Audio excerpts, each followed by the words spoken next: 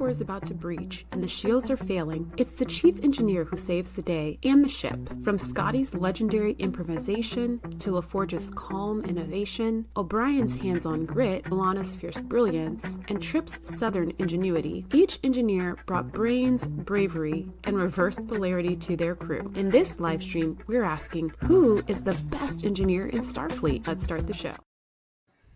Hello and welcome to the Savage Stream, the weekly live stream where we talk all things sci-fi. And today we are discussing who is the best engineer in Star Trek, Part 1.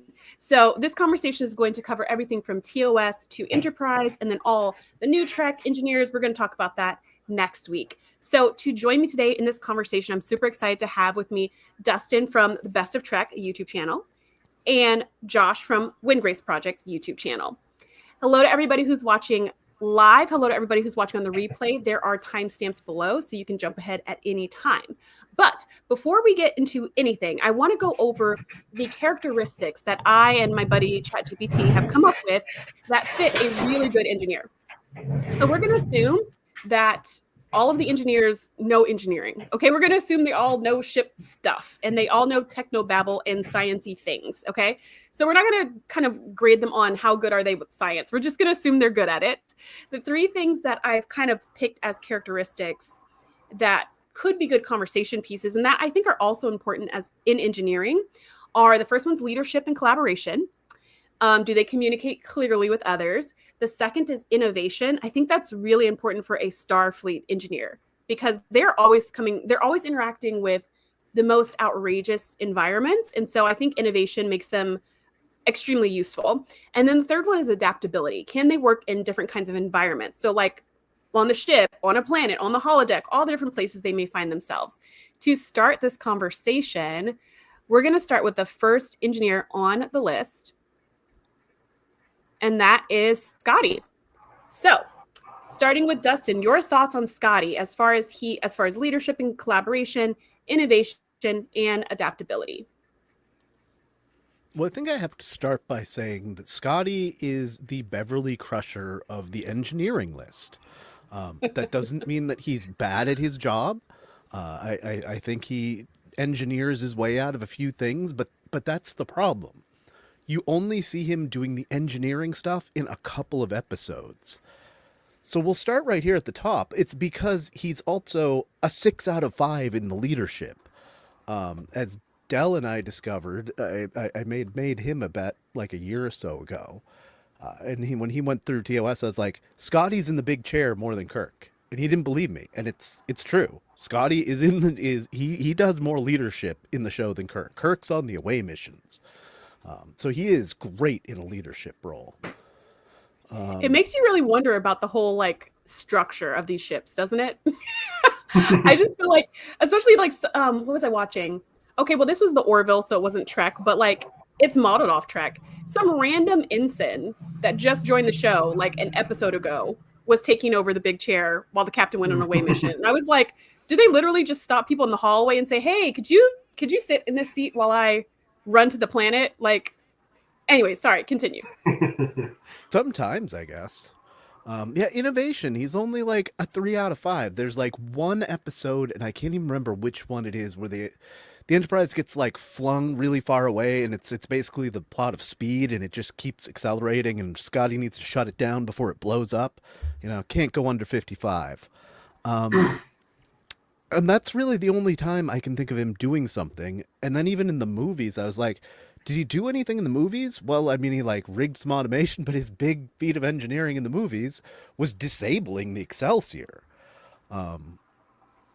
which isn't bad given the circumstances, but he only gets like 3 out of 5. He's fine. Adaptability, he's very adaptable. I'll give him like a 4 out of 5. I mean, the man was stuck in a transporter buffer for 80 years. He is adaptable, if nothing else. But only 4 out of 5? After being trapped in a transporter buffer for 80 years? Well, Franklin didn't make it. So you got to knock off a point for that. Nadia says we should add charm to this list, specifically for Scotty. He does have a lot of charm. That is for sure. What about Out of everybody alcoholism? on this list, he probably has the most charm. He's the dude. Yeah, whether he was an alcoholic on screen or not, he's the dude I want to have a drink with.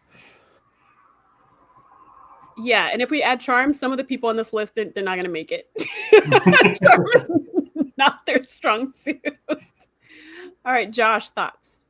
So yeah, I mean, leadership and collaboration.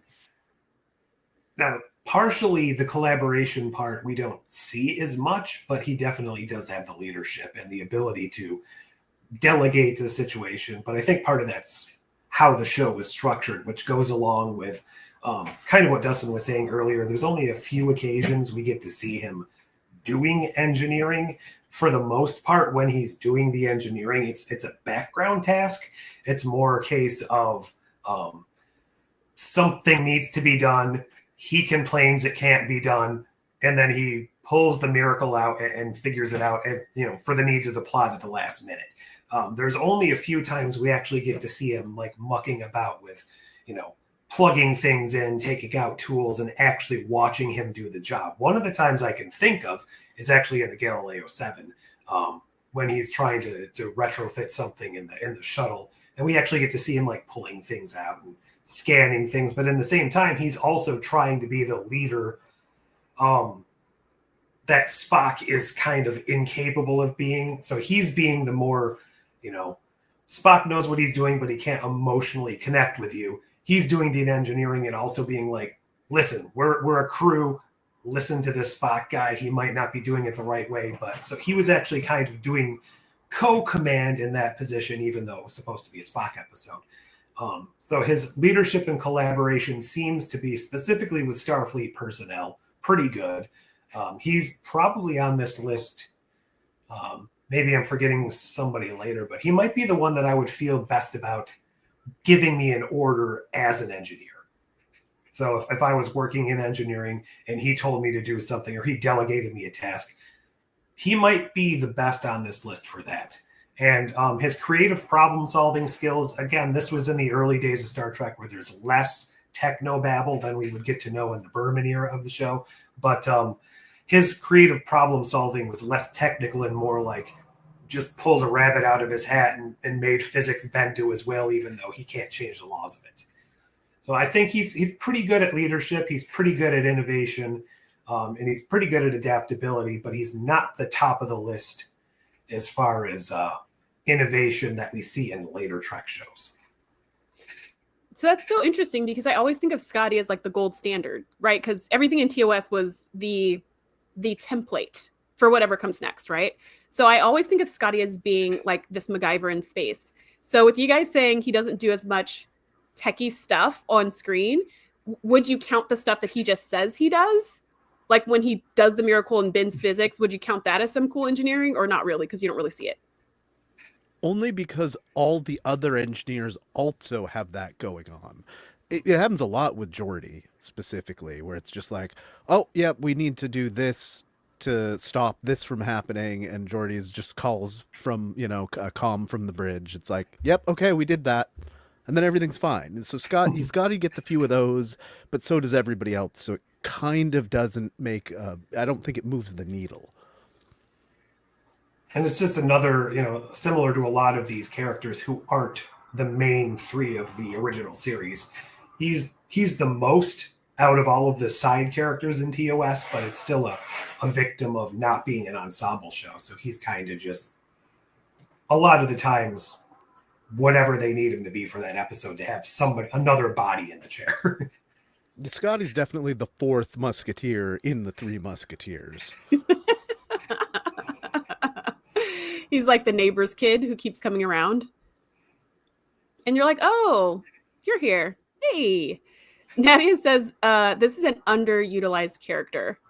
And also, yes, so there's XPs. So in the chat, this is for people who are here live, you'll see that you're getting little crowns and experience points. That's a new feature that YouTube has rolled out for live streams, which I think is fun. It just makes it more gamey.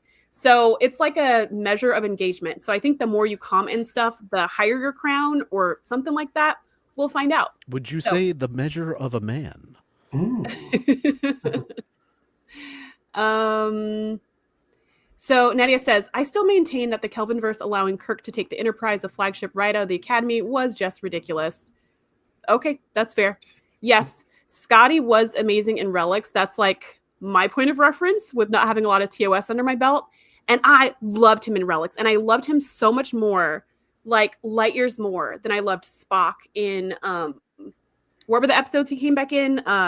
Resolutions, integrations. What was it called? Unification. Unification. Okay, I was like something come together, something. Yeah. I didn't super love those episodes. But I felt like Relics was so great. And that's also where I get this idea of like, oh, it's Scotty. He can do stuff like this. Oh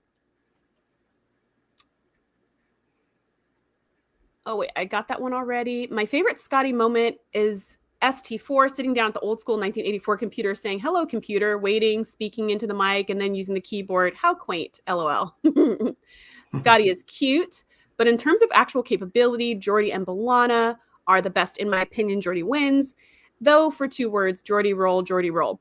Yeah, so, but you got to wait till we finish the conversation, though, because you might change your opinion, which we have found we do sometimes after our conversations.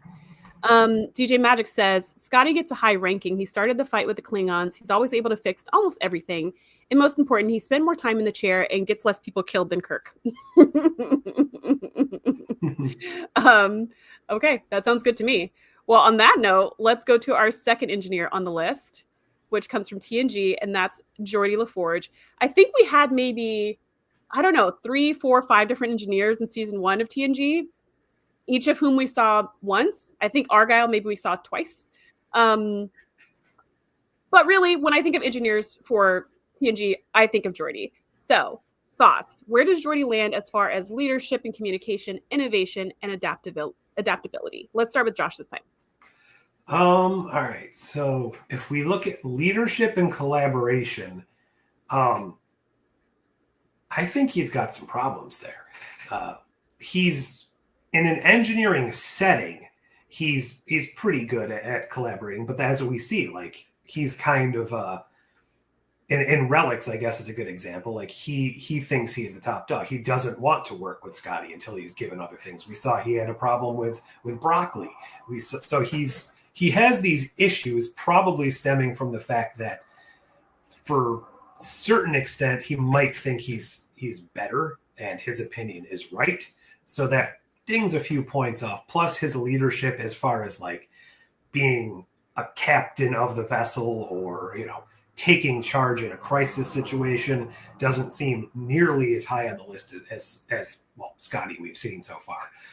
He definitely has innovation, but the biggest thing that I see Geordi as compared to some of the other engineers we're going to speak about is he's more like an establishment sort of engineer. He's on the big fancy ship. Everything's like new, everything's great, everything's, you know, state of the art, and he's working to improve the systems that we have there. He's working to like better by, you know, 0.001 variance or something, where a lot of the other engineers are cobbling things together from broken parts and having to fix things that shouldn't be running for the last 80 years. So he's more of a clean cut, working in a great environment engineer. And then we've got somebody that we'll be talking about later on who started his career on this show, who's more of the dirty, in the muck, you know, working with what he has to just make 3 systems that don't work together work. And then adaptability, he has some adaptability, but again, not nearly as much as some of the others we'll speak about. Interesting. I have a lot of thoughts on what you just said. Go ahead, Dustin. I don't know where we throw in his problem of being a sex pest, but I guess I've got to ding him under leadership and collab for that. I mean, if we had charm. Yeah, I mean, I guess we should don't. introduce... okay. No charm. We can, yeah, we can. We can throw that in. Geordi gets a 0 category. in charm. But yeah, I'm gonna put my criticisms for that here under leadership, because some of it is on to people like Leah Brahms, who is like... It's kind of weird because she's a civilian, but like they work together for a while, and that's problematic. And, you know, and then you got the whole thing with Aquiel, who's undergoing a murder investigation, and completely inappropriate there. But He didn't know as that far at as first, leadership, though. like He the didn't know only that when he time fell in love after reading her diary. He thought she was the murder victim. Totally different. the only time he's left with the Enterprise is when he's a lieutenant junior grade in season 1. It's one of the only times the Enterprise gets separated. So I'd say even Picard doesn't trust him. Picard leaves Bev in command more often after that point than Geordi, which is kind of weird for some of the other shows where the engineer is almost always like second or third in command. He's definitely the in engineering engineer compared to some of the others. Yes. But then innovation, I'm going to give him like maybe a 4.5 out of 5. And I'm thinking back specifically to, I don't remember the name of the episode, but the one where he's stranded on Glorndon Core with the Romulan, Enemy. and then he's got to yes. Such a good episode. I think he killed it in that one as far as an engineer. Yes. And that goes against everything. We really that got Josh to said. see him innovate. However, maybe only that one episode, but a good one. Yeah, I mean, because then there's other problems, and I guess I got to knock him down to like a 3.5 or 4, because how many times do they have like a random weapon or a random energy source, and what do? They beam it right next to the warp core. No problem there. I don't see any issues with, playing with weapons and highly volatile gases in engineering next to a warp reactor. Nah. Adaptability, I guess he's fine. He's like a 3 or a 4. Geordi's probably the low man on everybody on this list today. Oh, except that for hurts my heart innovation. so much. I'll give him fairly high marks on innovation, except for the experiments part. So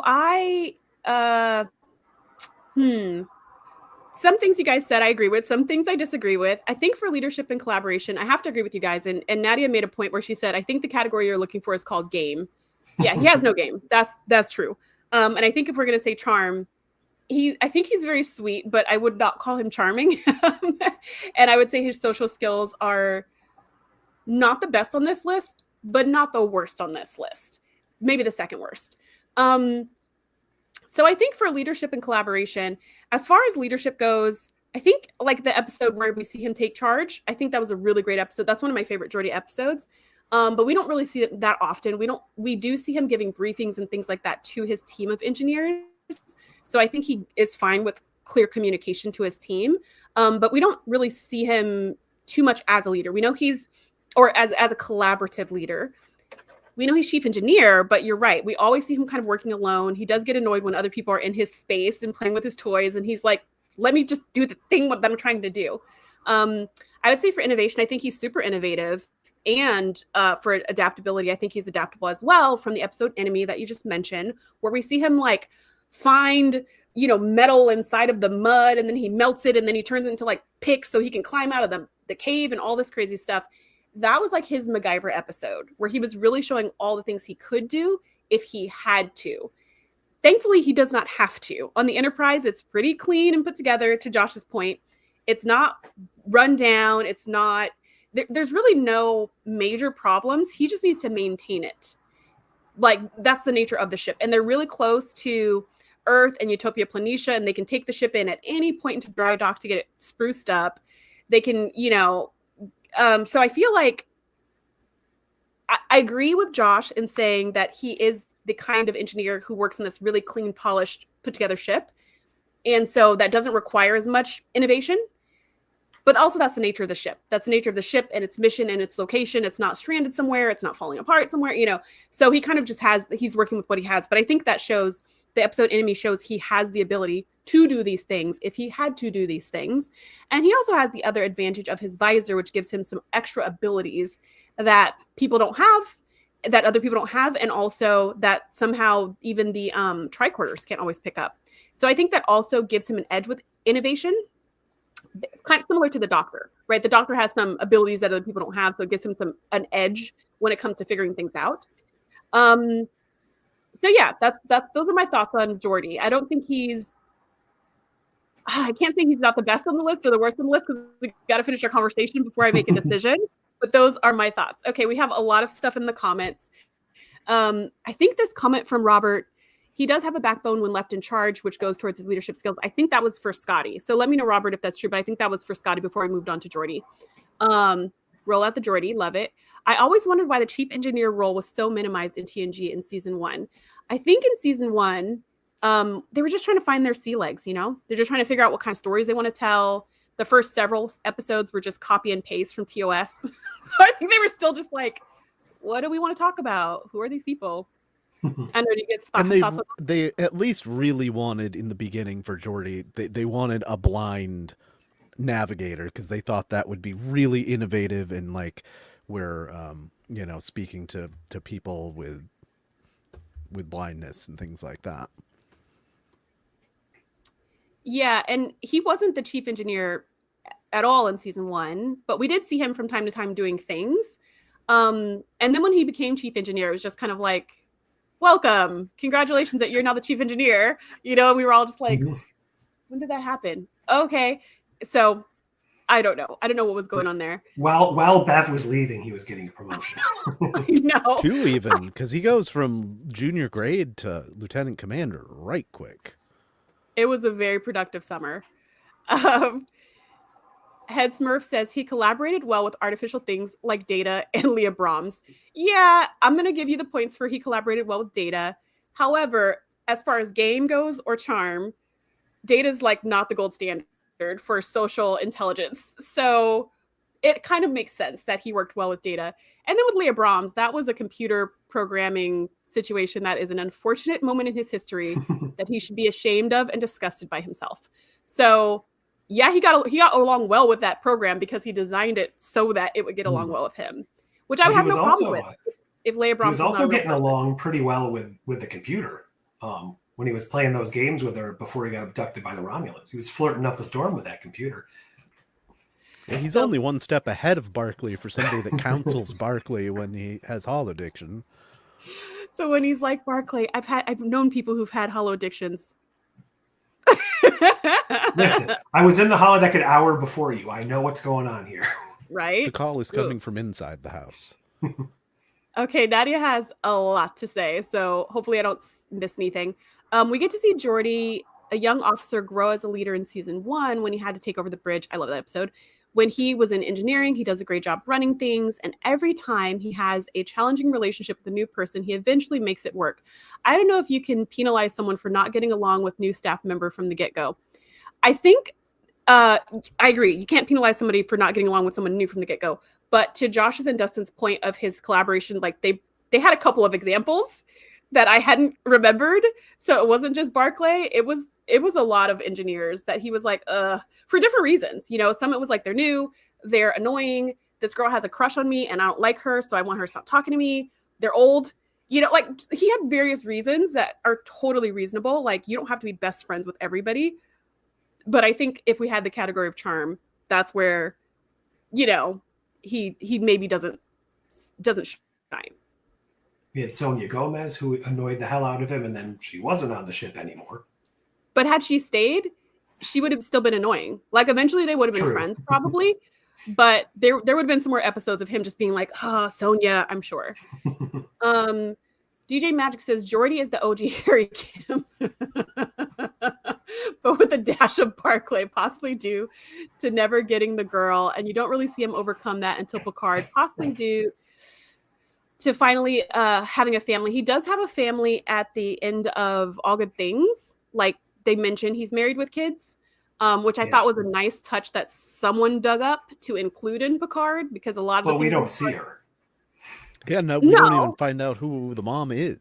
It's just, but we know she exists got kids. because we see the daughters, unless they're. But I guess you have to assume that it's Leah Brahms just because she was already married. So it's some of this, right? But it doesn't mean she couldn't have gotten divorced in that time. But truly, because in All Good Things, it's the same kids' names as we get later. So, I mean, I guess he could have named other children the same thing. Well, but to me, it signifies like it's the same kids that were meant in any of these realities. Well, it was a flash But forward that you got can go like either way. deleted, right? It got reset when when Q helped Picard reset. Right. So it didn't happen. I think some enterprising person on Picard went back and dug up that information to get those same names. That's what I think happened. I think there was like a backlash from things not quite lining up for season 2 that they were like, well, aha, we got you here. And then they like dug that up. But that's just my own personal theory. Robert says, I like how Geordi had the most pride in his engines and the team, and even in Barclay. He did have a lot of pride in the team. That's not a category, but he did give credit to the team, and he did seem collaborative in the sense that he was always working with the team. Nadia says, Dustin, I think your points would be good if, oh yeah, I already said that one, if we were talking about having game. We can't penalize Geordi for not having game when A, it has nothing to do with engineering, and B, it's not on the list of criteria. Well, if we're saying Scotty should have points for charm, then Geordi loses points for charm. We can't have it both ways, Nadia. Either we're counting it or we're not counting it. Like, Wellington Smith says, props to Geordi for learning how to work with a positronic brain. Very true. He was the only... Okay, no, he was one of the only engineers to really work with an android. He's the only one who worked with Data, but B'Elanna worked with those like robot people in Prototype. Oh, yeah. So, but for the most part, like he would be the most expert on the list of knowing how to work with these kinds of sentient systems. Nadia says, good point. A super important element on 1701D, as he and Time's Dr. Crusher need to take care of Data. Also for adaptability, what about that episode where he and Ro are out of phase with everyone else and he adapted quickly and found solutions? I did not think about being out of phase, but yeah, that was another really great episode. And then Nadia says, Geordi's the best. No one's proved me wrong. Wahahaha. : So I think that settles it. Yes, I was creative, and extra points for not thinking that he had died. Yes, extra points for that because, Ro was like, oh yeah, we're dead. We're totally dead. And Geordi was like, man, we're not dead. This is a science problem. I'm going to science us out of this. I don't know where I would be on the scale if I found myself out of phase, but I think either of those, thinking either thing makes sense, especially in Star Trek. Or it's an alien, or it's a dream. It could be anything. It could be anything. It could be a holodeck. Who knows? Could be like the episode Coda where Janeway was like dying over and over and over, and she was just like knocked out on the planet or whatever. I hate that guy. I don't like that guy. Coda's like the worst demon thing in Star Trek.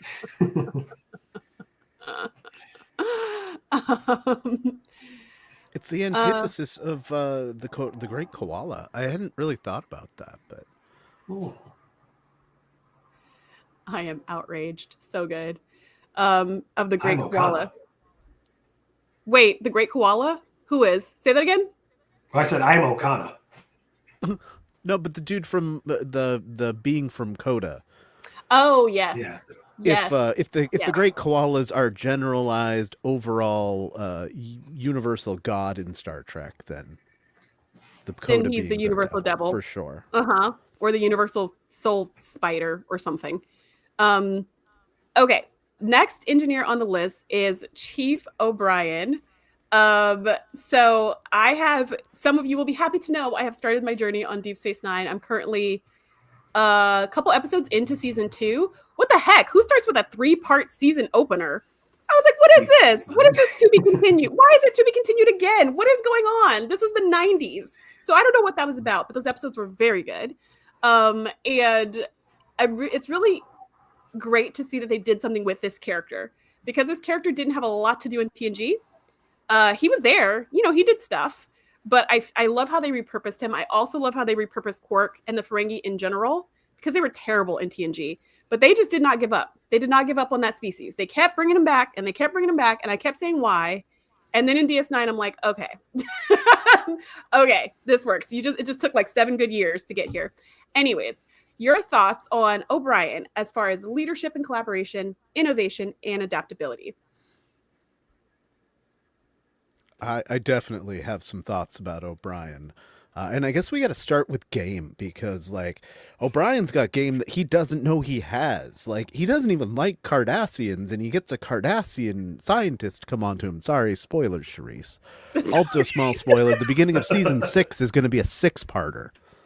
You're kidding me. You must be kidding me right now. Are you serious? No, I'm not.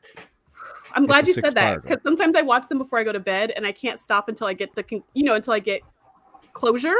So that's good. Technically 7 if you pull in the finale from the season before, which is kind of a cliffhanger into it. You'll need a day. Cliffhanger, it is. Once you get there, you just clear a You day. will.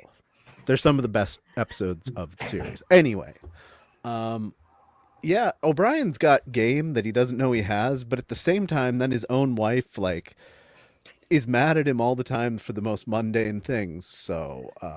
I mean, to be fair, the game category is like in the middle, like a 2.5 or a 3. Well, that's a good point, because I feel like on the one hand, Keiko's his wife, should know him the best, right? So if she can't get along with him, then that says something about his character or something like that. But on the other hand, the fact that he can really get along with a lot of different kinds of people is really impressive.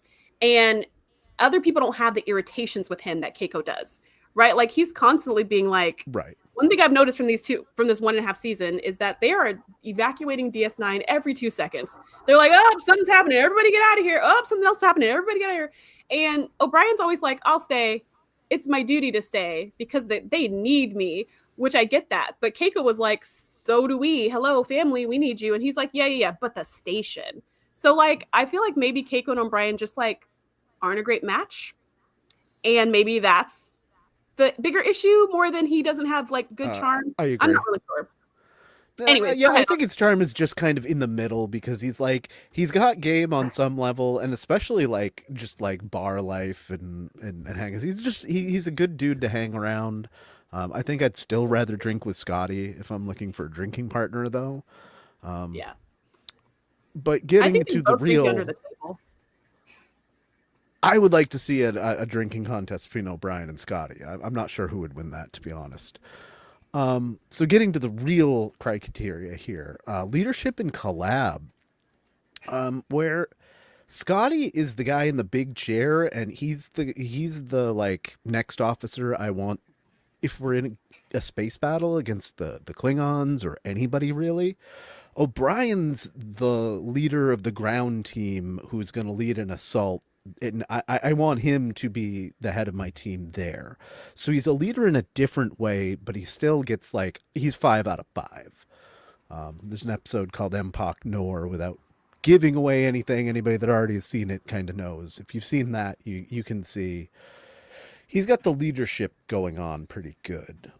Innovation also 5 out of 5. I mean, the man, like, it's always said, you know, he keeps Federation and Cardassian and Bajoran technology all running smoothly together, and nobody knows how he gets it to work. And there's a line that's just meant about general engineer, like Federation engineers later in the series, but it perfectly describes O'Brien. Did you bring one of those famed engineers that can turn rocks into replicators? That's Miles O'Brien. I mean, he could literally turn rocks into replicators, I bet. And adaptability also, like, yeah, like a 4.5 or a 5 out of 5. He's always adaptable. No matter what the situation is, he is going to figure it the frig out. All right, Josh. So one thing that I thought of while we were talking about this, which I don't know if it really makes or breaks an engineer, but so if we go back to Scotty, he was super uber proud of the Enterprise itself. Like that was his baby. That was his pride and joy. We look at O'Brien, and he may not be super proud of the station because he didn't build it, but he's taken ownership of, I am the one keeping this thing running. I am giving this thing, what it needs to keep going. Without me here, this would just fall apart into disparate pieces. So I think there's at least some of these engineers have such a vested interest in whatever the thing they're engineering is that it becomes more than just a job to them. I don't know if all of our engineers do that, but that might be something to consider for future ones. I do agree that his leadership and collaboration is pretty strong for engineering related matters, for, like we said, some wartime matters, battle matters, things like that. I don't necessarily know how he would be as just a generic leader in like regular time Starfleet, if he was put in charge of like an exploratory mission. Not that that's his job, but I don't necessarily feel like he would be the best at coming up with those situations. Like, we get to see him interviewed for what was that one where Worf was on trial in DS9, and they interviewed him about what his tactics would be in that position. We got to see a little bit about what he did during the Cardassian Wars. So he's pretty good strategically for things like that, and especially for obviously technology that doesn't work well or doesn't work correctly or you don't have the right parts for. So like, I think there's even an episode where things are working perfectly and he doesn't know what to do with himself. He's like, something's always breaking down. Something's always not working. What's going on here? What's wrong with this? So his innovation is basically off the charts, because that's literally all he does, is come up with ways to keep this place running. Then that goes into the adaptability too. Like, he can work on the Defiant. He can work on a crashed planet with a Jem'Hadar ship he's never seen before. He can work in a war zone where things are blowing up and nothing's going right. He needs to solve a problem. And he can talk well with his other people and troops at the same time. So I think when all of it hits the fan, he's probably the most well-rounded in all of these categories under certain circumstances. If it's a regular Tuesday, that's probably when you would, on like a flagship of the Federation, that's why he's standing around in the transporter bay, because he doesn't have anything to do and they don't need him for that. Yeah, that's a fair point. From the little bit that I've seen so far, from my limited experience with DS9 so far, on the charm side, I am not going to rank him super high. Maybe he'll be more charming later on, but he's kind of prickly and he's kind of prejudiced. Not kind of, he's prejudiced. And people need to tell him like, hey, dude, that's not cool what you just said. And he's like, why not? People are like, because you're just blanketing, making blanket statements about XYZ. And then he's like, oh yeah, like you shouldn't do that. So he's not as, if we're having those same criteria that we had for Scotty and Geordi, I wouldn't mark him high on charm. He's a little prickly. He's a little indelicate, I guess, with certain things and certain beliefs and certain other cultures, but like not to the point where he's ineffective in his job, but just like I wouldn't give him high marks. And then for leadership and collaboration, I can't really say actually, because he seems like, I know he has engineers that work for him because he's talking to them often, but I always only see him working by himself.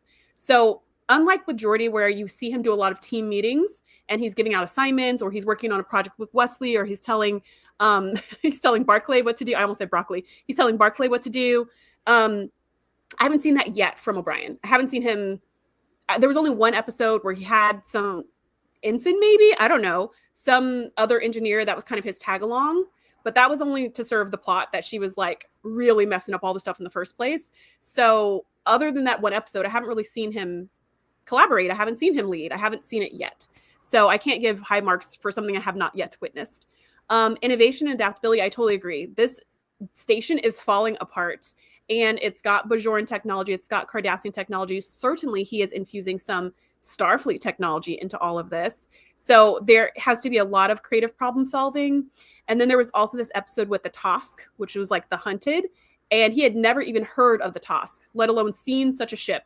And he goes, oh, that's kind of like a blah, blah, blah, blah, blah, right? Okay, I think I know how to do that. And he just like gets in there and starts pulling out stuff. And he's like, we could replicate this piece. And I mean, he's not even daunted by like brand new technology he's never even heard of before. And so that is, yeah, pretty adaptable, pretty innovative. Robert says, I wonder if O'Brien wore nurse's shoes from standing so long in the transporter room. Guessing in TNG, where he was just kind of like, hey guys, what's going on? And I think you're right. Like, he had nothing to do on that ship. That's even not Picard his zone. made fun of him in the first episode of DS9 when he's leaving. He's like, this was always your favorite transporter room. I know. And he was like, I guess it was, sir. I don't like to say goodbye, sir. Okay. Wellington says Miles is the most all-around knowledgeable engineer. He's a soldier, transporter chief, dad, husband, kayaking, most adaptable. So you mean most well-rounded, like just as a person. We get to see more of his personal life. I don't know how much we see of Scotty's. But I will say of Geordie's, it's like season 7, we find out he has his mom's missing. And then we're like, oh, he has sisters. Oh, but we don't see these people.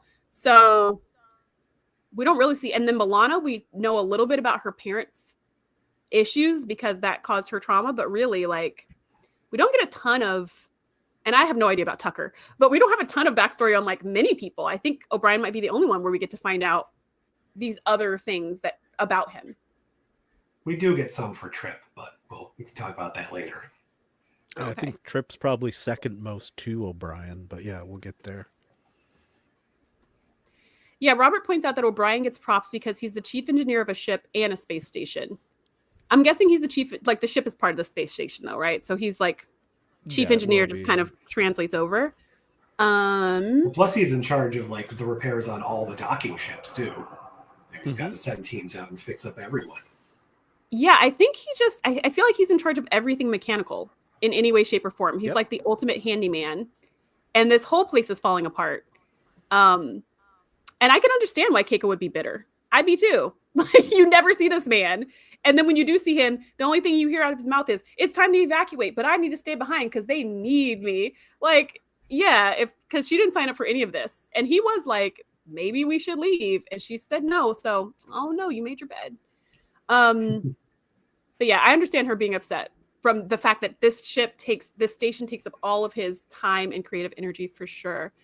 Not to mention the compatibility issues between UFP and Cardassian tech, not to mention the sabotage done by the Cardis before they abandoned the station. Can I just say I hate that he calls them the Cardis? I don't know why. It just bothers me. Every time he says it, I'm just like, I just have an eye roll. Would you rather be stuck with spoonheads? No. Well, I mean, you can have multiple slurs for the same group of people, and yeah, it definitely is, and it's maybe the only time in Star Trek you've got a race that can you guys think of another one where like there is a derogatory term for a group of people, and there's like at least 2. Augments?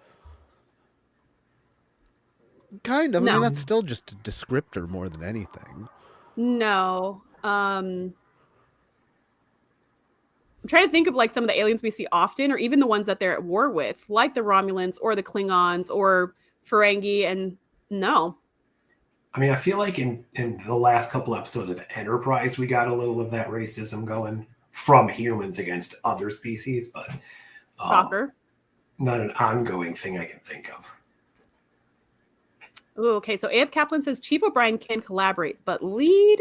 Well, he does supervise personnel that he works with in his department on DS9, but beyond that, it's an open question. Interesting. You just need Starfleet engineers who are happy to science it up. That's true.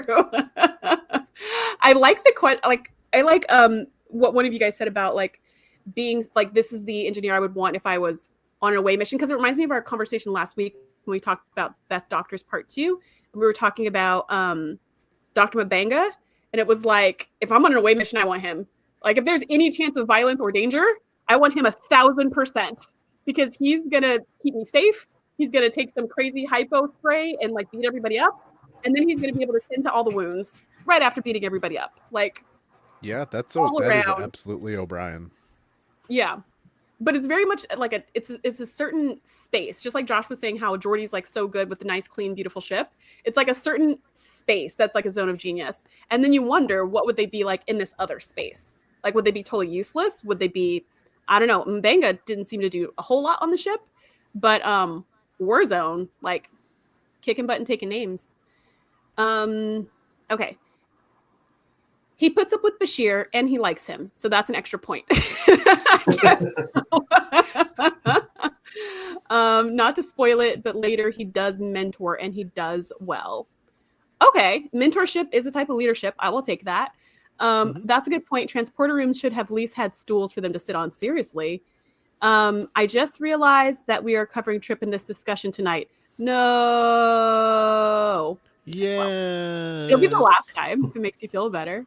O'Brien is the modern Scotty. He has combat experience and leadership experience, but prefers the working man's job. I believe he mentioned something to that effect when he salutes Bashir.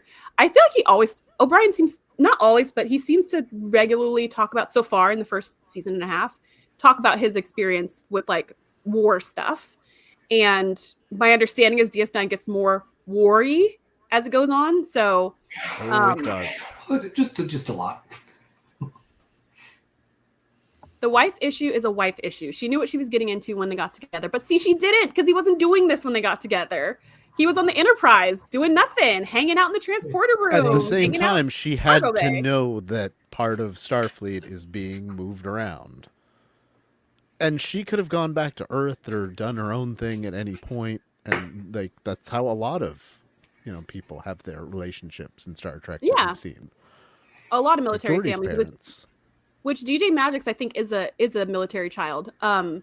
So I think, and let me know if I'm wrong, but I think you were the one where we had a lot of conversations about growing up in the military and being shipped around all the time. And I agree. Keiko could have just been like, this is not for me. And that episode where they were fighting, like to your point, where she wants him to change jobs or whatever. He said, like, do you want to go back to Earth, or do you want me to change jobs, or like we can leave the space station, or and she was just like, no, I don't want that to happen. Instead, I'm going to start a school. Okay, well, now I don't know what to tell you, because you were given just like a lot of outs right there, and you were like, no, I want to stay. Okay, well then make it work, because now you're staying. Yeah, and I agree. She could have just been like, this is not for me. Like, we will see you when we see you, or I don't know. I mean, I'm not saying break up the families, but if she was that miserable, nagging him for 7 years just seems counterproductive. Although I don't know if that happens for 7 years. This is just my guess. DJ Magic says it'll work out once he retires. I feel like O'Brien would never retire. Yeah. I feel like people die on the job. Like, seems like the guy who's like, one more, just reconfigure one more.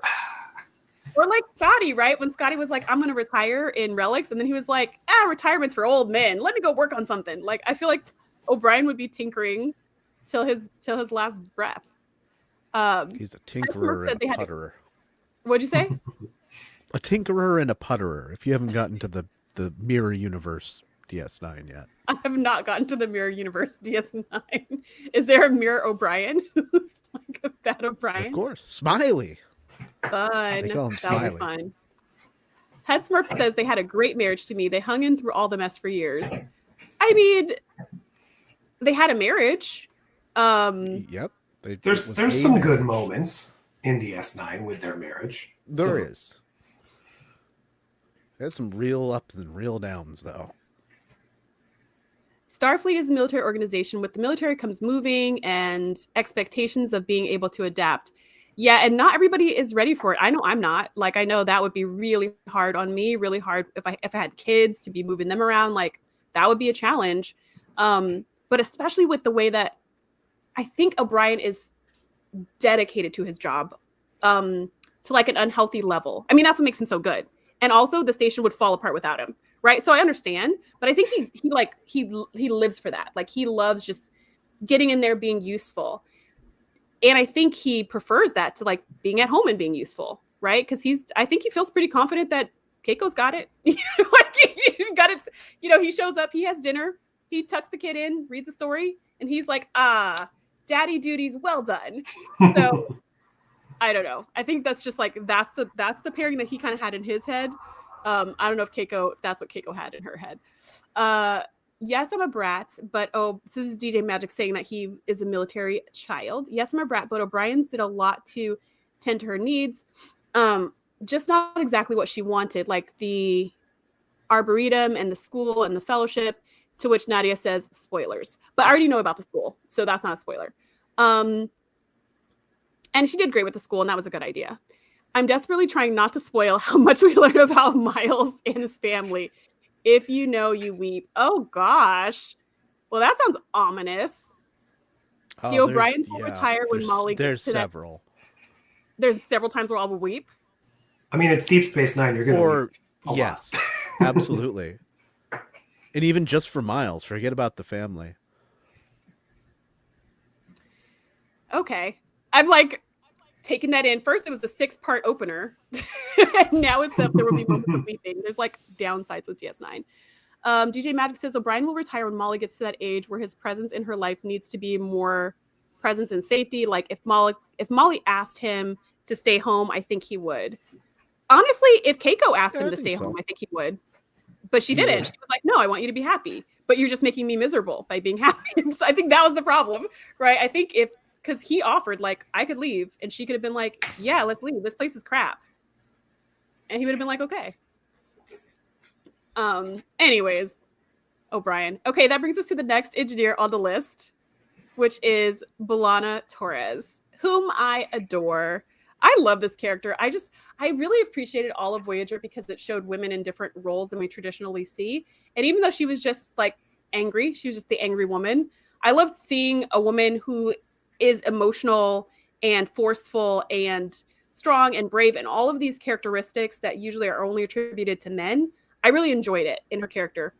However, some of those qualities didn't necessarily translate to being awesome as the chief engineer. So where do you guys think B'Elanna stands as far as leadership and collaboration, innovation, adaptability, and charm? Well, Wellington Smith says, great. The best engineer who scares the hell out of me. Go ahead, Josh. Oh, I think you chose the wrong person. This should be Joe Carey. But if we're going to have to talk about B'Elanna Torres. So I guess I'll start right at the top. Leadership and collaboration. Now, similar to when we were talking about the Doctor on Voyager, where she starts and where she ends up in the show. And I mean, it goes for O'Brien similarly too, but it's incredibly different where we start and end the show as far as her leadership and collaboration. So if we're going to take an average of the show, not very good. But she does get there. She does grow into the role. And I don't believe that, like a lot of these characters, had they been lost in the Delta Quadrant, well, she wouldn't have even been in Starfleet again. But right, she would have never had the option to get there. So a lot of these characters are kind of coming into their own under circumstances they would never have been put in. She learns communication because she's getting close to this very tight-knit group of people, which is really only like 15 people and a bunch of extras, but it's only like 100 people on the whole ship, right? Yeah. So it's still pretty small. Like even small, the extras, including the extras, it's still small. But somehow when there's extras, it's like, oh, hey, I've never seen you before. Creative problem solving, yes. So I kind of look at her a bit like she's trying to do the job of Geordi with the skills of O'Brien, but she's not either. So she has a lot of the creative problem solving skills that kind of come from her early training in Starfleet, and then her Maquis rudimentary, just kind of cobbling together whatever you can. So she's got the higher end skills, and she also has the figure stuff out skills. Whether her innovation is necessarily up to the level of a Chief O'Brien, who right now is probably the gold standard we've talked about so far, I don't know about that, but she can keep different technologies working between Federation and, I guess if you want to call Kazon technology, you can. But she's pretty good. Eventually, she's implementing Borg technology with the help of another character that joins the show. So, and she has to take care of the Doctor, which we talked about was, Geordi and Beverly's kind of co-production. So she does have a lot on her plate, and she is obviously very adaptable to be thrust into this situation to begin with. She was in Starfleet, she got kicked out. She was in the Maquis, then she's back in Starfleet across the galaxy, and just making it up as she goes along. But I think her temperament and her emotions and her mental state and all of that stuff is really the driving force that keeps her from being the standout in all of these things at the beginning. But she does grow throughout the series and actually becomes a pretty stable person by the end of it. And she does have a form of charm, completely different from the charm of the other people we've discussed so far, but she is fairly charming in her own way, if you like being bitten on the neck or broken nose or something. But you could say that about all of them, that they're charming in their own way. Yeah, so far Scotty I think is still the most charming overall. B'Elanna, yeah, it's a lot in that category like O'Brien, where like there's these moments of like real wit and charm, but then also like has trouble figuring out the niceties and the day to day things between her and her comrades, and later her and her husband. So yeah, she's like right in the middle there on charm, like a 2.5 or a 3. It depends on what day you meet her. Leadership and collab, yeah, like Josh said, in general, a lot of these things are she ends very differently than she starts. But overall, yeah, leadership, she's only okay. That might be the one category where like Geordi actually beat her in something, and only by a little. She's definitely not a great leader at the beginning. I mean, she's like giving people broken noses and not barely making it as a chief engineer. So like only okay. And then she does get a lot better and more personable, and people get to trust her. But overall, I think you still have to give her like a 3 out of 5. She's fine. Innovation, man, she's like, if O'Brien's a 5 out of 5, she's like a 4.95. She is just behind him in that innovation bracket. She does feel like she can do anything with any type of technology. I think one of the things I love is the episode Dreadnought, where she's like basically fighting herself, and that was a fun episode. Adaptability, I think, is where she falters quite a bit. And again, she's more adaptable by the end than at the beginning, but she has all of these personal issues that she deals with. Like the episode where they build the Delta Flyer, and then Chakotay's got to be the voice of reason and be like, why are you doing this to yourself? You know, and like really throws her through the ringer and makes her realize some of the problems with herself. Overall, highly adaptable, but she's got a few personal things holding her back. Overall, I think she's probably the most interesting engineer out of all of Star Trek. I think she's got flaws, but she's the most interesting engineer character overall. Yeah, I think we see more of her inner world than we do of the other engineers. I mean, I can't speak to the ones, I haven't seen all the rest of DS9, so I don't know. And I don't know for Scotty or Trip. But so for what I've seen of O'Brien and what I've seen of Geordi, we see more of her interior life. Similarly to with O'Brien, we see like his family life and like all these other aspects of him besides the fact that he's an engineer. And we see him doing a lot of engineering and carrying pads and opening panels and stuff. With B'Elanna, we see a lot of her engineering prowess, and we see a lot of her interpersonal things. We see her getting in fights with people. We see her being betrayed by friends. We see her having crushes on people that are unrequited. We hear her about her experience of being teased as being part Klingon by the other human children and all these other things. So I think we have a lot more of her internal world that's expressed. So I think that would show like that kind of shows. So when we talk about her charm, I wouldn't give her high marks for charm, but I also, unless she has like that cool factor, where people are cool because they don't care about being cool. That would be B'Elanna. She couldn't care less if you like her. She does not care. She doesn't care. You don't need to like her. She doesn't need to like you. For you guys to work together and accomplish a goal, we don't need to be friends. And I totally appreciate that from B'Elanna. For leadership and collaboration, sometimes yes and sometimes no. In season 1, she does punch the guy in his nose because he disagrees with her. And obviously you can't hit your coworkers just because you disagree with them. By the time we get to like season 5 or 6, she's explaining to 7 the importance of collaboration and working together and all of that stuff. And she's like, wow, Janeway gave me that exact speech. So she's talking about her own growth in being able to collaborate. But as far as seeing it, we also see her with her team from time to time. And we see her with like the Delta Flyer and building that, or with the episode where they have that race with the Delta Flyer and like the other alien ships. And she has to work with Tom and Harry and all this stuff. So I do think she grows in that. In the beginning, she's just terrible. She's just terrible as a leader, terrible in collaboration. I think you're right. If she was never stranded in the Delta Quadrant, if she was never brought into Voyager, she would not have developed those skills, because why? But I think what she did come with was great engineering skills. Like she developed those as a Maquis, and then she brought that knowledge to Voyager, and then Voyager gave her the other stuff she was missing. I think she's super innovative. I think she's super adaptable. I'm thinking of that same episode that you were just talking about, Dustin, where she finds out that the Maquis were killed, and now she's all depressed, and now she's trying to hurt herself in the holodeck. I think it's called Extreme Risk. I think that episode's called. And something flyer, and she goes on the mission, and then there's going to be like a rupture, and she just starts pulling out things, and she creates some kind of force field inside of the shuttle, and it's awesome. They're like, B'Elanna, what are you doing? And she's like, no time to talk, building. And she's just like clicking things and pushes the button, and then it springs up just before the thing blows, and they're like, wow, we're really glad you came, because none of us could have done that, and we would have all blown up inside our beautiful new shuttle. So I think she's super innovative. I also think she's adaptable from, to what Josh said, being thrown across to the Delta Quadrant and all of that.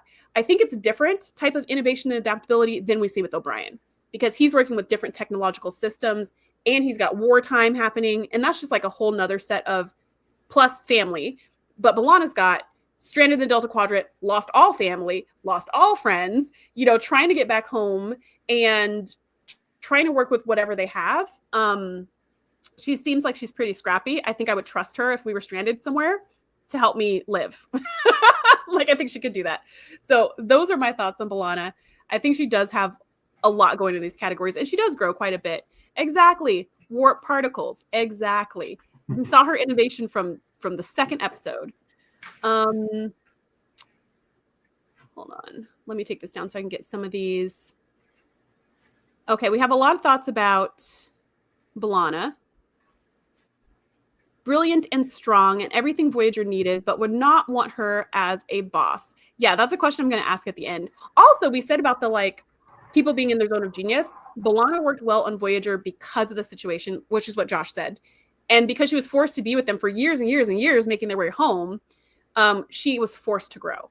But had she not been in that situation, she wouldn't have been as amazing as an engineer. She would have been great with tinkering with stuff, but I don't know if she would have gotten along with people. B'Elanna's strong and capable, but her domineering personality made it more difficult for her to collaborate at times. She particularly bumped heads with 7 of 9 and Carrie and Vorik probably and Seska, but who could blame her? Well, Vorik was trying to bump heads with her on purpose, so she just defended herself.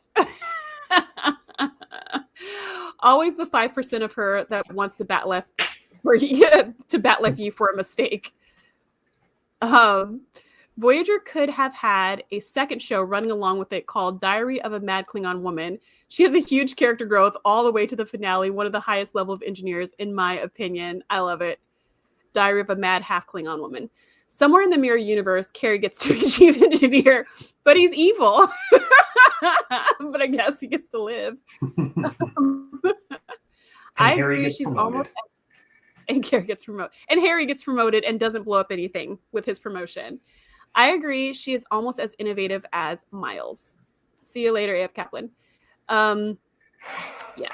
Okay. So that brings us to the last engineer on the list that I have no knowledge of, which we talked about before by mistake. But this time for real. This is the time I think we're supposed to talk about this person. And that is Trip Tucker. So thoughts as far as leadership, collaboration, innovation, adaptability, and charm. I think he's got the most charm after Scotty. And we see that several times. I mean, he ends up getting pregnant. Not getting someone pregnant. Getting pregnant. Mm-hmm. Because Grows of his own arm, nipple, and everything. In general, he seems to have a pretty good charm about him. I'll give him a 4 out on that category. Leadership and collaboration. He gets more growth in this than most everybody else. At first, he's really not a very good leader at all when you see him leading things, or something always goes wrong. He leads the mission where Hoshi ends up trying to transport her buffer for a little while, even though it's truly only 6 seconds. And then by the end, he's making calls in consequential battles that prevent a war. So he's he's actually pretty good. He's got more growth in the leadership role than anybody, and I think his people in engineering always respect him from day one. So he gets pretty high marks there, especially in collaboration, at least until kind of like halfway through, where he gets like a little problem with collaborating. Like when he trades ships, his new people that work under him, they do not like him at all because they feel like he's too overbearing and knows it all, and he kind of does at that point. Innovation, yeah, he's probably right in the middle of the pack. He's behind Miles and B'Elanna, but probably ahead of Geordi and Scotty. You know, we see him innovate, but not too heavily. I mean, he's on the first Warp 5 deep space ship for humankind, so not as innovative as others, but pretty much because they have to do a lot of things themselves that they can't. Like Cherie said earlier about the Enterprise D, like, oh, well, you can always go back to McKinley Station when we need an overhaul. The original Enterprise couldn't always. And then adaptable. He gets high marks in adaptability, other than having a grudge about his sister, but that's kind of understandable. nothing to So do he with still gets pretty engineering? high marks. No. But it does affect his engineering ability to some degree. So I throw it in there because of that. It affects him as a person enough that it ends up affecting his work. So adaptability pretty high, but not like a 5 out of 5. Yeah, to kind of piggyback off that, whereas O'Brien said to the Cardassian, like, I'm happy to do my job. I don't like what you made me become, but I'm still going to do my job. Trip seems to be more letting it get to him than it's pouring into his actual job. I mean, he does get through it. He gets over it, but he does seem to be more wearing his heart on his sleeve for a good chunk of the show, which is probably also part of why he has to grow from the very beginning. So to go back to the charm, I think he does have the most charm now in the very early parts of the show. He was supposed to have charm. He comes off a little bit more like a naive bumpkin, but he does definitely get to the charming part eventually. And so like we had Voyager where they're trapped in another part of the galaxy. Here we have, this is truly the first real test of us as humans doing all of these jobs for the most part. So he's the first Warp 5 chief engineer on a long range mission. So he has the principles. He knows the textbook, how things are supposed to work, but none of that's actually how it's going to go when you're out in the field. So he is very much learning everything on the job, kind of encountering alien species and disparate technologies and trying to figure out how they work, and maybe he can incorporate it into our ship. Who knows? Whatever. He's going to try and work on it and figure it out. So he's definitely adaptable and innovative in that sort of way, but not to the point of some of the later people, just because he hasn't seen or experienced nearly as much of the galaxy. He's coming from a primarily human-centric worldview. I mean, I know they are aware of the Vulcans who kind of half-heartedly gave us a little bit of technology and guided us in the right direction. But for the most part, this is all human innovation. And he is week after week, episode after episode, learning what other stuff is out there and trying to incorporate it into what he knows, which is why, to Dustin's point, when we get to the was it season 3 where he went to Columbia, or was that 4? When he transferred the ship. But and A 4. 4, okay. So like he has now come from the just leaving Earth knowing nothing really. Like you think you know it all, but when you're out there, you don't. To this point where he's learned all of this stuff and he knows just how inexperienced we are as humans. To see another crew going out on their voyage as gung-ho and full of, we know what we're doing as he was originally. And I think that's more of his experience. He's like, you guys don't know anything. Like when you get out there, this universe is not what you actually are assuming it is in your brain, which comes back, I think, to the leadership and collaboration, which he does get pretty high marks on to a certain extent.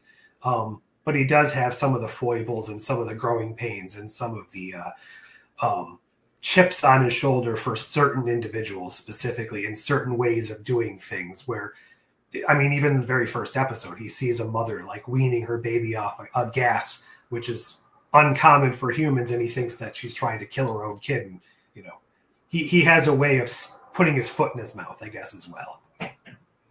Is he supposed to be the, is he supposed to be the stand-in for the audience? Like, is that character written for the audience to Absolutely. be like, wow, space, oh, aliens, how weird. And I think he does it better than anybody else in the franchise. I think that's why I personally like Trip Tucker a lot as a character, because you get to see the universe through the lens of just like the common man. And not somebody like most characters, and not that Trip can't do this because he is the engineer, but, you know, you always see like, all right, well, we're going to this new ship on the species that we've never seen and we don't know anything about them, but we can press the buttons and make the ship work and go because we know everything. And Trip doesn't always feel like that. Like, he's learning and he's good at it, but he doesn't feel like he knows everything all the time. And I like that a lot. We also have a lot of comments about this particular character, starting with Nadia saying, no, just no. Robert says Trip has the most charm for sure. Headsmurf says charm 100%. Wellington says Trip is the hottest of all the engineers with the accent written in. So I appreciate that. Wellington says Trip was a better leader than Miles, but he's not Scotty. Maybe the least innovative of the bunch and moderate for adaptability. I mean, he did work with that alien updater station thingy. Randall says, nominate him for the most stable man from Florida. Nadia says, Enterprise is another show that gets better and grows with time. And also says, as a former Floridian, I say no. She's still a no. Still a no. That's some of that Florida catfish every day. Oh, this is funny. Yeah, you gotta be careful drinking stuff when you come to my live streams because you might snort it. That's true. Collaboration Trip is super insubordinate. If he served under Picard and Riker, he would have lasted a week. He is constantly yelling at Archer and others. He's lucky that Archer was a good friend of his.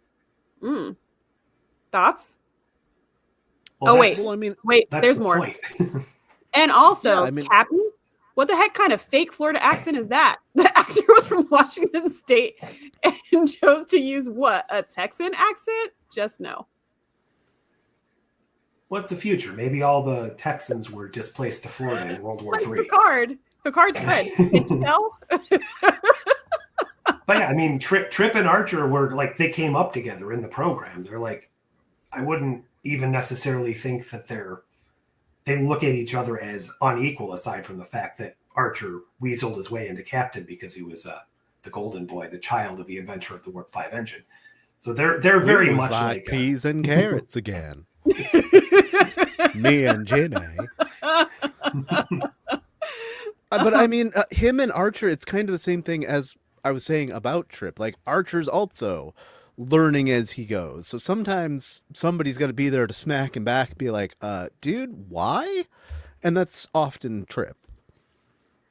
He's supposed to be the conscience to a certain extent, or at least some form of our version of morality. He's not always right, and he's not always doing things correctly, and he fumbles a lot, but that's part of his role. There's like a full-on argument going on in the comments about him being super insubordinate. And Wellington is just really trying to like play devil's advocate with, well, but come on, but I like him. Come on. Yeah, but seems to be losing this battle that he's insubordinate. But that makes sense though. If they actually, if they see each other as equals and as friends, and also,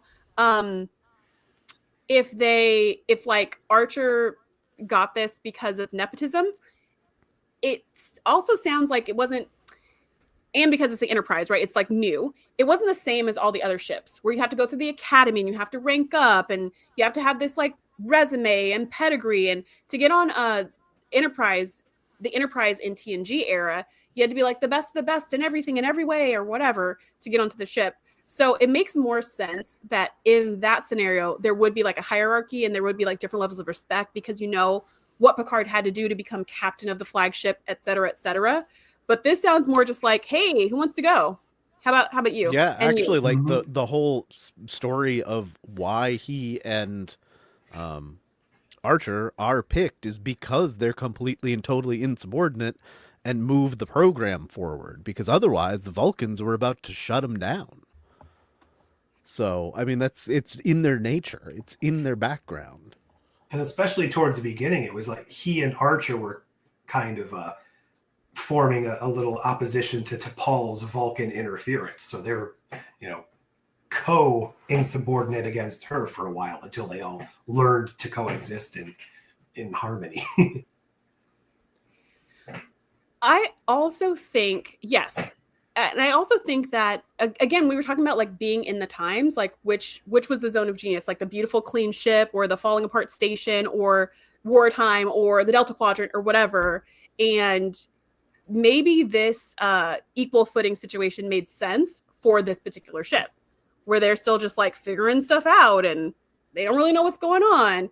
But I would say like they're still military. So you would think, or maybe they weren't military. Maybe they were fully scientific exploration at this point with no military arm whatsoever. They were. They didn't have weapons the on their military, ship. I mean, for all that we've had debates about, like, oh, I know Roddenberry's like, Starfleet's not a space navy, but it's clearly a space navy. In this time, it truly isn't. Humans really were trying to go out without much of anything, and Archer even tells you towards the end of, or like in season 4, that he had argued not to have weapons on the ship at all because he wanted to go forth as an ambassador into the galaxy and not look like they were, going to conquer people. But as he found out, you have to be armed. You're going to need everything they recommended to begin with and then some, because the galaxy is a rough place. Because it turns out space is dangerous. This is more of an evolution of like NASA plus like merchant shipping lanes, because we even see that like the Navy is still there.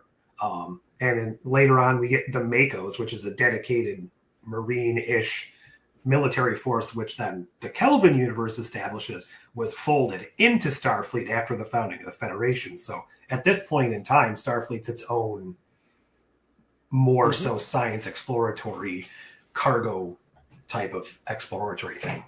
Yeah, that's what I was thinking when you guys were talking, that this is more like NASA. It's a bunch of astronauts. So astronauts would still have to earn their place. They still have to rank up. They still have to have a certain level of respect, but they definitely are not going to have the hierarchy that military has. They're not going to have the sirs and the permission to speak freely and all of that. Like, because they're equally astronauts. You know what I mean? Like, you're an astronaut, I'm an astronaut. You're going to space, I'm going to space. There's no heirs that are formally required to communicate. Not that yelling at each other is okay. Obviously, that's inappropriate in a work scenario. But if at this point they're not even a military organization, it does make more sense to have more insubordination. Because really, like, that's a staple of Starfleet, right? We love it when the captains are like, Starfleet tells us to do this, but we're not going to do it because of the greater good. And if you don't want to stand with me, you can leave the ship now or whatever. Like, I always love those moments, right?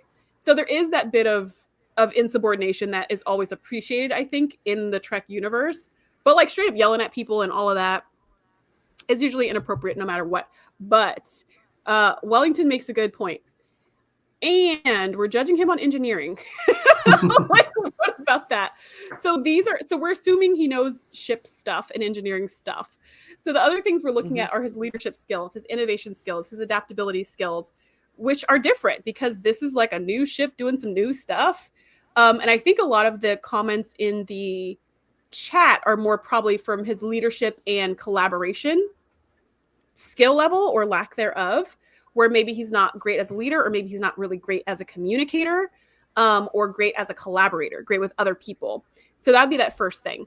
But just remind me what you guys thought about his innovation and adaptability. It was fine, right? Because he's in a whole new situation. So it's especially like, considering his foundational principles aren't nearly as up to scratch as like any of the other engineers. So a lot of these things are, where they see another alien ship like, oh, it's kind of like this technology.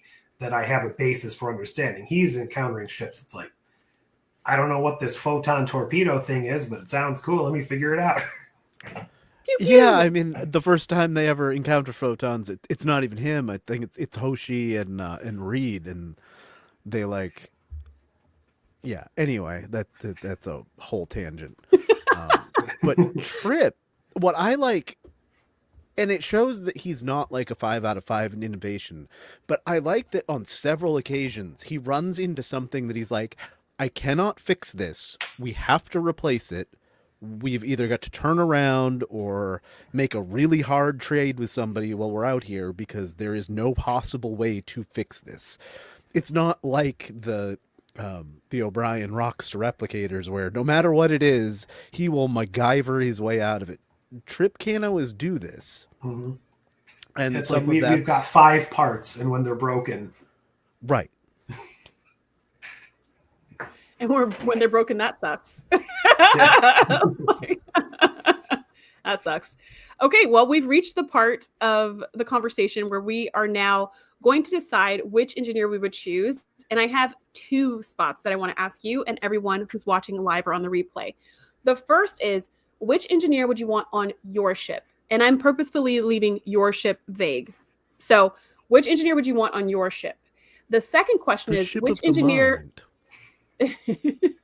friendship. Which engineer would you want to work for if you were an engineer? So those are the 2 questions. Let me know in the chat. Let me know in the comments. But which engineer would you want to serve on your ship? So in this scenario, you're captain of said ship. And then which engineer would you want to serve under if you were an engineer?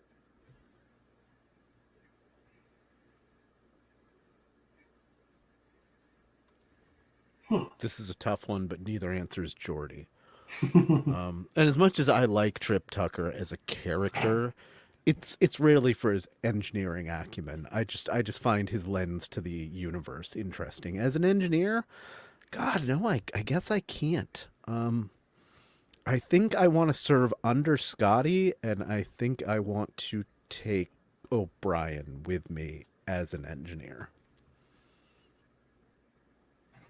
Yeah, I think O'Brien would probably work best for just if you're going out on a mission and you don't know what you're expecting and you want an engineer that can cover all the bases.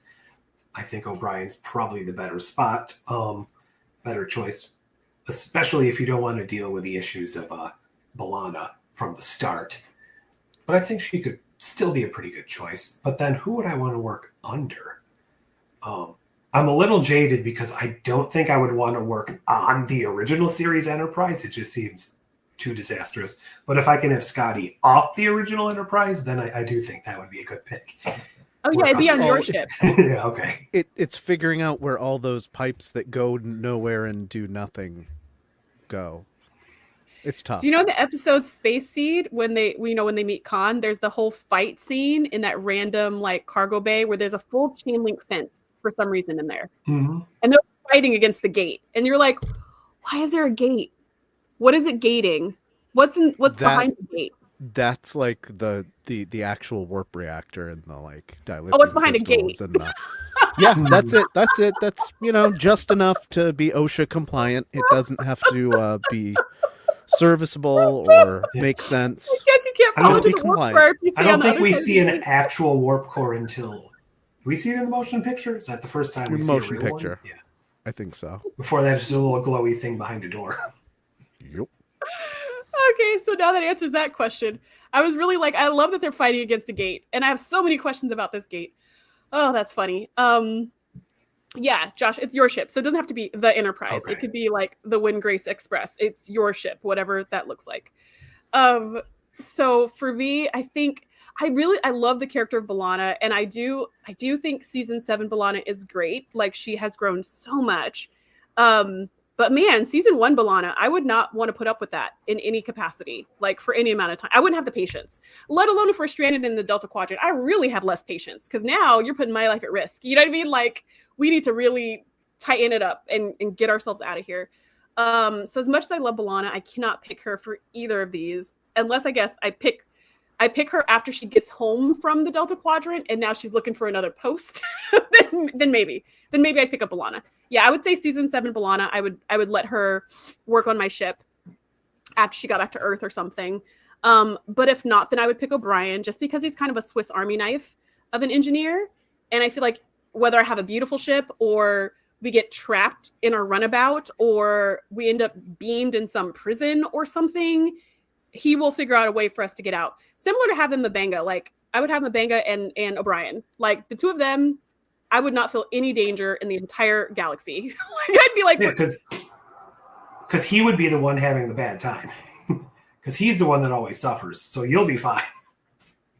And there you go.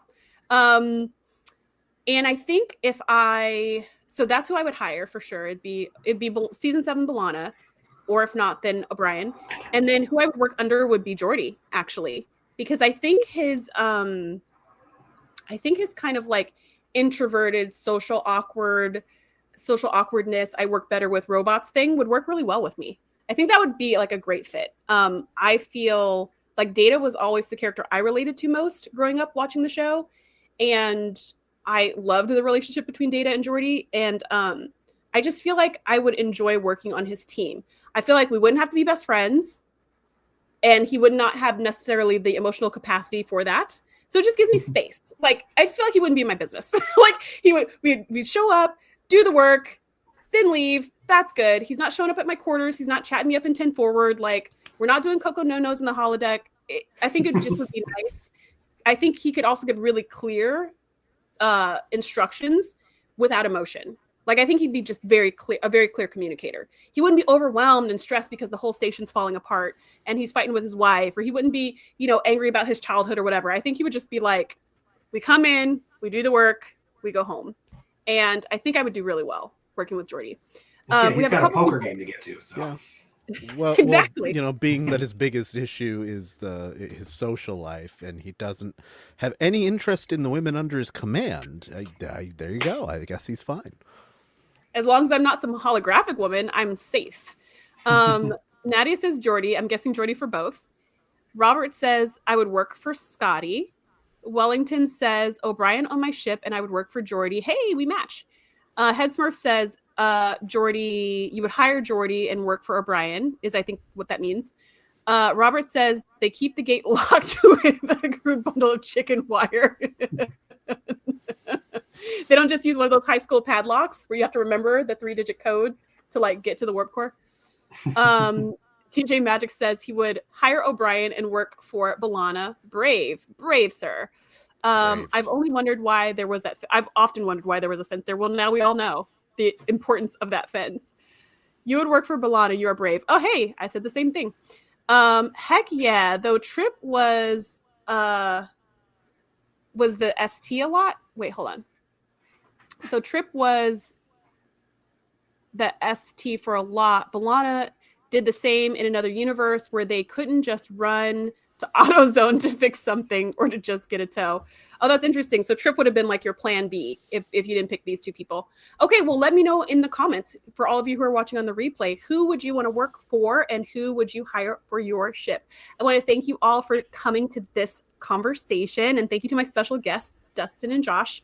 Next week, we are going to be talking about the best engineers in Starfleet Part 2, where we're going to be talking about engineers. We're not going to talk about Picard or Prodigy, so maybe not all of New Trek, but we're going to talk about a couple different engineers from Discovery and a couple engineers from Lower Decks, and then the main engineer from Strange New Worlds. A couple engineers from Strange New Worlds. So there we go. We'll have a couple different people to talk about. It won't be chief engineer. It'll just be great engineers of Star Trek. And it'll be a fun conversation. So thank you so much for coming, and I will see you next time.